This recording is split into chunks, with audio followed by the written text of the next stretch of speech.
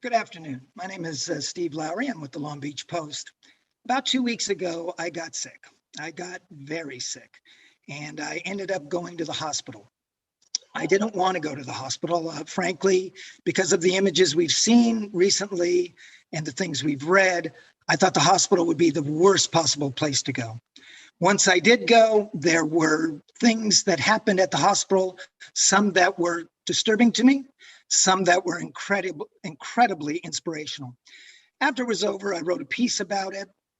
It got a great response from people. It told us that a lot of people are kind of dealing with a new relationship with what a hospital is, when it's used, how we feel about it. Do we feel safe when we go to hospitals? We wanted to follow up with a live chat, and we thought there'd be no one better to follow up with than Dr. Graham Say of Long Beach Memorial. He is the physician in charge of Incident Command Center for COVID at Long Beach Memorial. Dr. Say, thank you very much for being with us. Pleasure, and good afternoon. So before, people, we're not trying to lie. It isn't like we just showed up. We were talking before about something that went on with me that you say you see in others. I stayed in bed for 2 weeks, Dr. Say, because I was terrified about going to the hospital. I thought, the images we see make it look like some kind of sci-fi landscape, people all dressed up. The stories we hear are so heartbreaking, or just the idea that there's so much COVID there, that I thought this is the single worst place to go to get healthy. From what you told me, I'm not unique. Is that right? No, and there's certainly a tremendous amount of fear in the community of COVID, but also seeking medical attention, going to your doctor's office, and certainly going to the hospital. I want to assure everyone that we're a year into this pandemic, and we have become very good at handling COVID. And quite honestly, I feel safer here in the hospital than often I do out in the community at a store, because I know my colleagues are masking, washing their hands, socially distancing. And I want to reassure your listeners and viewers that you should seek medical attention, medical care, routine health care. And we, as a health system, as a health community, really understand COVID a lot better than obviously at the beginning. And we have the practices in place to keep people safe. And the last thing we want to do or see is to have people delay care, delay surgeries, procedures, evaluations, vaccinations, or routine immunizations, and get sicker than they would have normally. And quite honestly, the worst would be if they were too sick to recover. And so please seek help and medical attention when you need to. Yeah, frankly, that describes me. Now, I didn't have COVID. I had a blood infection. And after 2 weeks, I frankly was half out of my mind. I wanted just to talk to our listeners right now and say that when I wrote this piece, a lot of people responded to it. Well, here's an opportunity to talk to the expert of experts. If you have any questions, please send them along through Facebook and we will ask one. And in fact, we have our very first question, Dr. Say. Someone is asking, how is the labor and delivery area? This person is having a C-section and she says she's very nervous. Well, we can certainly appreciate that nervousness. I can tell you that having a baby in the hospital is as safe, if not even safer, than it has always been. As an example, we screen all patients coming into the hospital for COVID, meaning we test every single patient for COVID. And even if you test negative, we still have the practices that keep everyone safe. You will see everyone with a face mask on, with eye protection on, socially distancing. But we can deliver your baby very safely. We can perform the C-section very safely, and you can have a healthy baby and a very good experience. So I want to reassure you and hopefully put some of your fears to rest. One thing that came up through my experience was, you and I were speaking before, that I don't think anything drives home the horror of the pandemic than the image of the patient dying alone, their loved ones unable to get to them. There's another side of this, though, that doesn't get spoken of much, and I experienced it. Again, I was pretty much crazy, and I was taken to the ER. My daughter, who brought me, was told to go away. Now I'm in the ER. The medical professionals need information from me to determine care. But normally I would have someone by my side, someone who would be able to fill in the blanks, someone who would be able to correct me, someone who would be able to say, hey, remember, you're allergic to penicillin, things like that. Frankly, I was just saying stuff. I don't even know if it was true. And I think sometimes doctors say I was just saying things thinking, will this get them to shut up so I can go to sleep? Is there, the fact of the matter is right now, this is just how it has to be. You have to be by yourself. Is there any way to mitigate this kind of situation? Is there any way to do it beforehand? What would you suggest somebody do, who's going to be in this situation to maybe make it not so bad? Yeah, thank you. One is we always try and where possible, let loved ones in to get history. And certainly there are changes in procedures in terms of visitation because of the pandemic. But there's always exceptions in critical situations and end of life situations where we do allow visitation. I think what the pandemic and what the scenario that you describe is conversations from individuals with their partners, with their loved ones of one, their medical conditions, what medications they're on, and more importantly, the what if conversation. Well, what if I'm really sick and I can't express my own wishes? This is actually what I would like to happen in terms of my treatment. And if things get really, really critical and death seems potential, these are actually my wishes for if I'm at that stage. I would like this to happen, or I would not like this to happen. And sometimes, these are not easy conversations. These are difficult conversations. But at some point in time, all of us are going to get sick or have the potential to get sick. All of us will pass away at some point in time. And so these conversations, you don't want to have at the moment. These are conversations you want to have clear and have discussed with your loved ones or significant others beforehand. So having those conversations, taking it even a step further is something called an advanced health directive. And people can find it for each state is individual as to what needs to be filled out, but you can actually go online, and I encourage you to fill it out with your loved one or spouse or partner and go through it. And it goes through in a very systematic manner what the individual's wishes and desires are should they become sick or critically ill and requiring or in a situation where they cannot express their own wishes. And that's actually a legal document, but more importantly too, as a healthcare provider, it lets me know what that patient's wishes were. And we always try and respect the patient's wishes and beliefs, even if they aren't able to express it themselves. So advanced healthcare directives, also known as a living will, is a really great vehicle to make sure that the patient's, the individual's beliefs and requests are followed.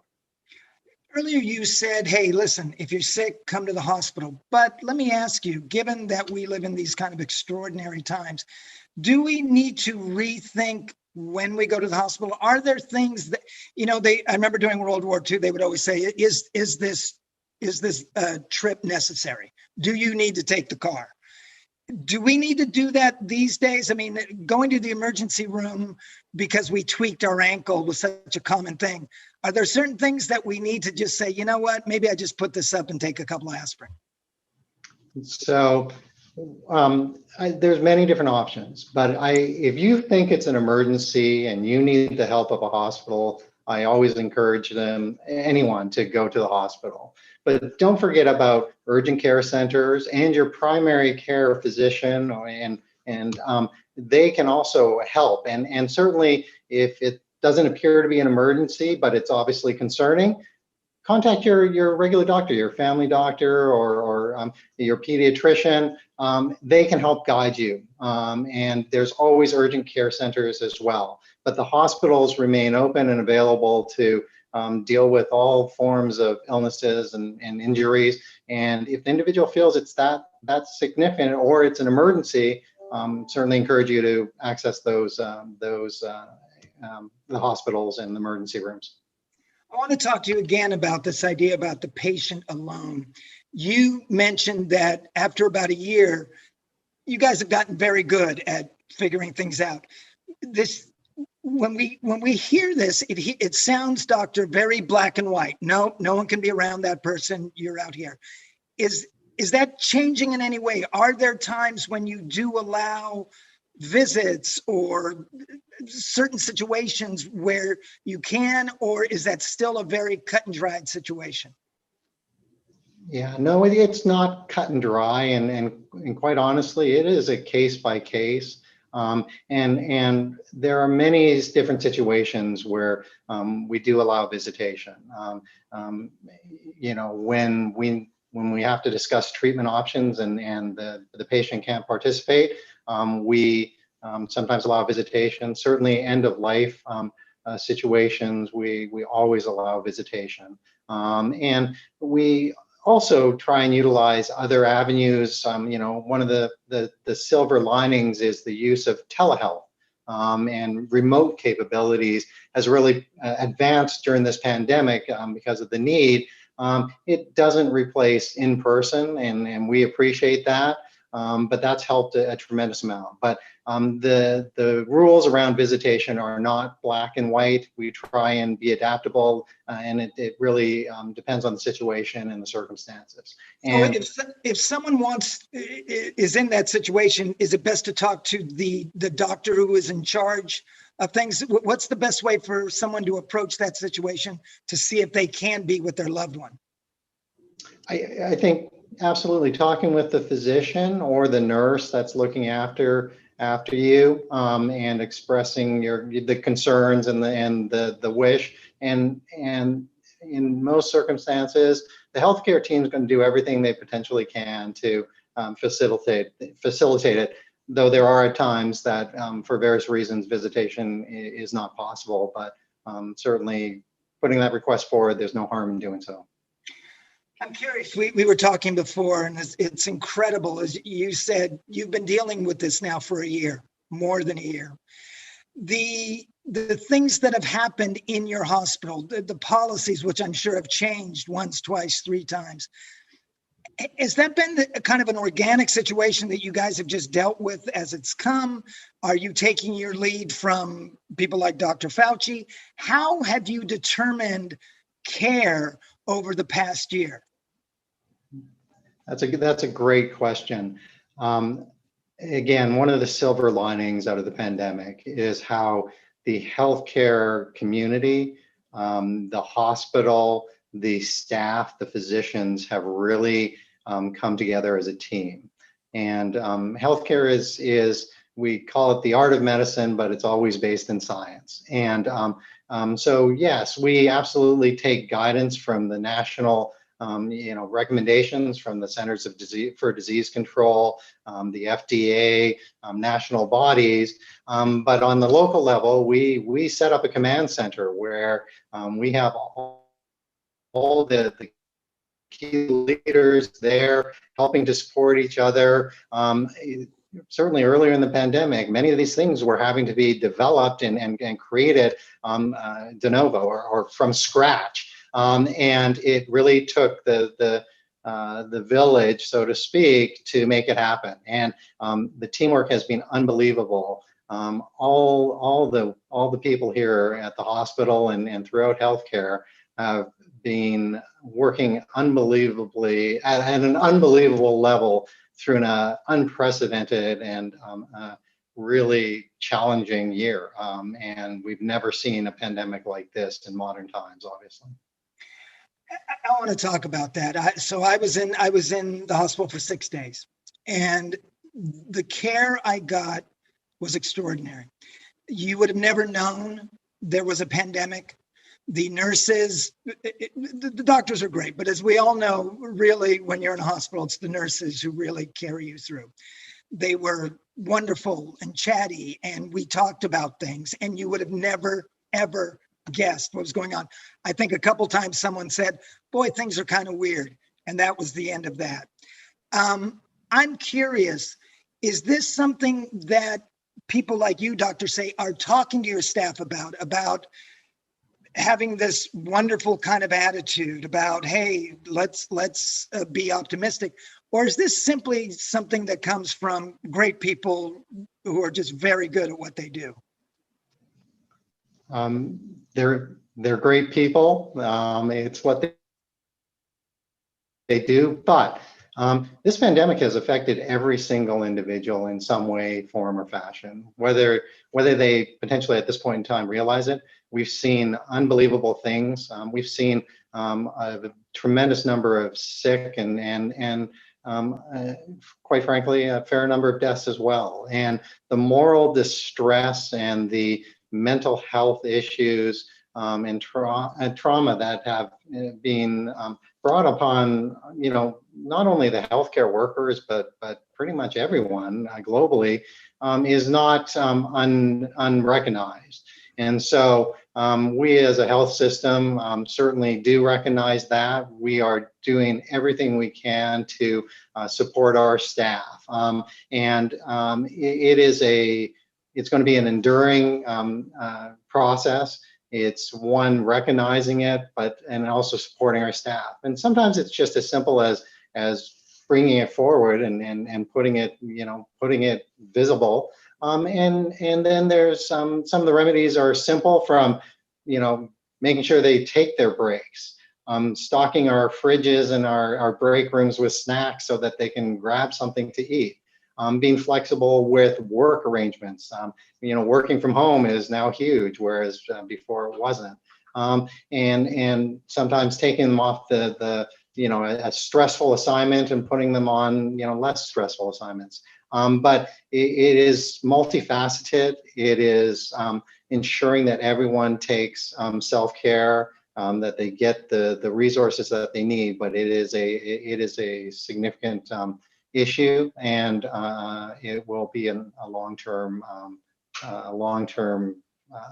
plan, basically, to help them manage over the next several months, years.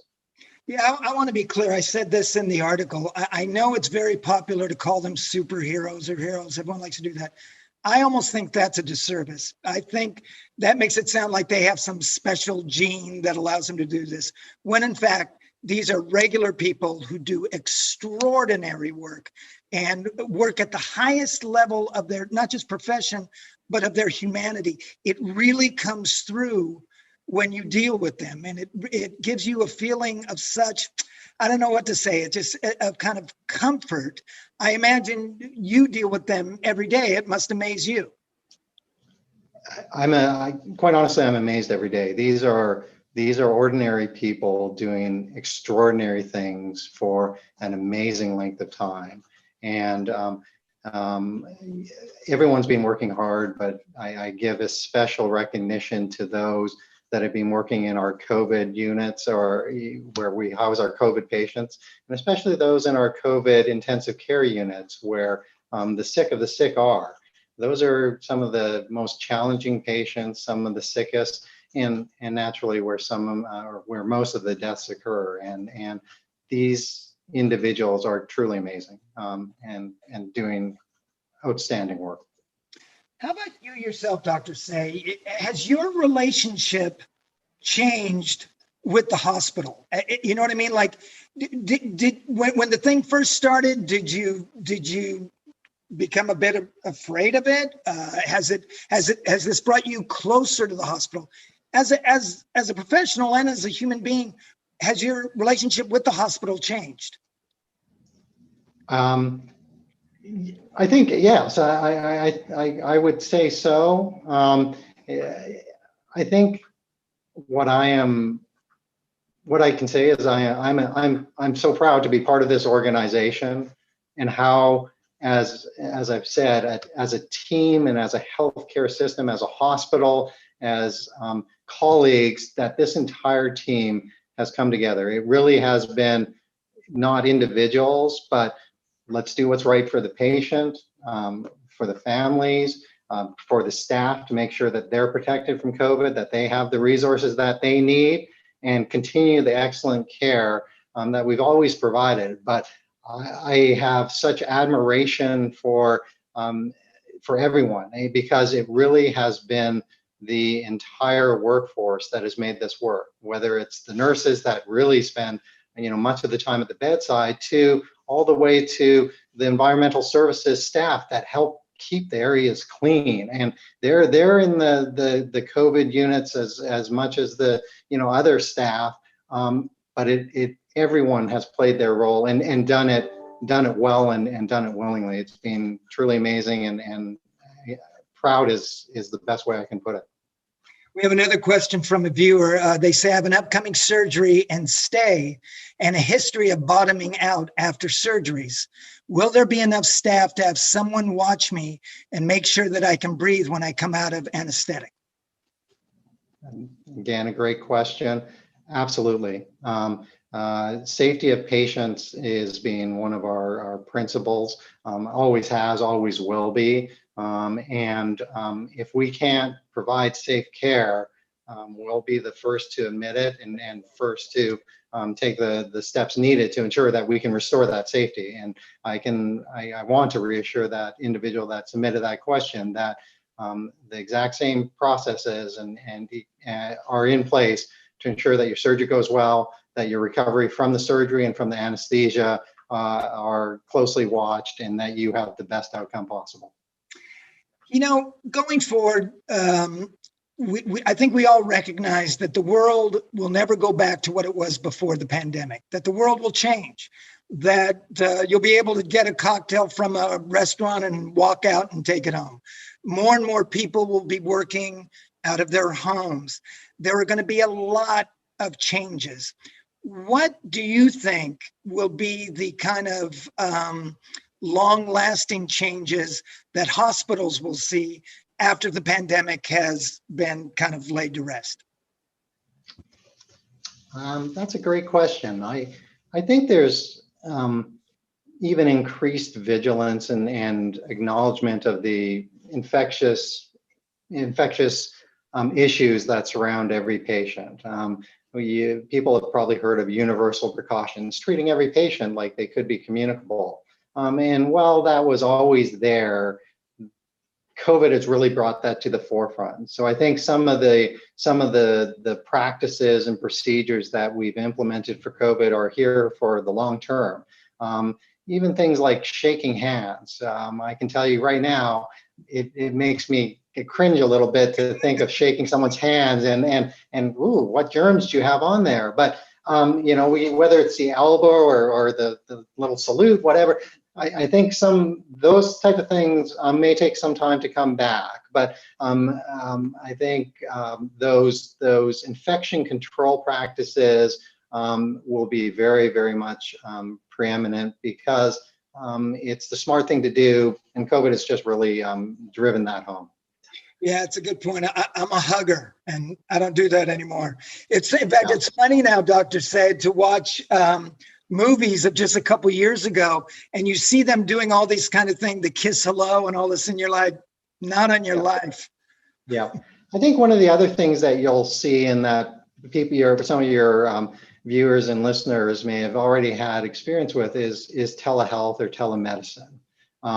We're still practicing, that as well where it's applicable. You get on your computer or on your iPad and are able to converse with your healthcare worker and physician.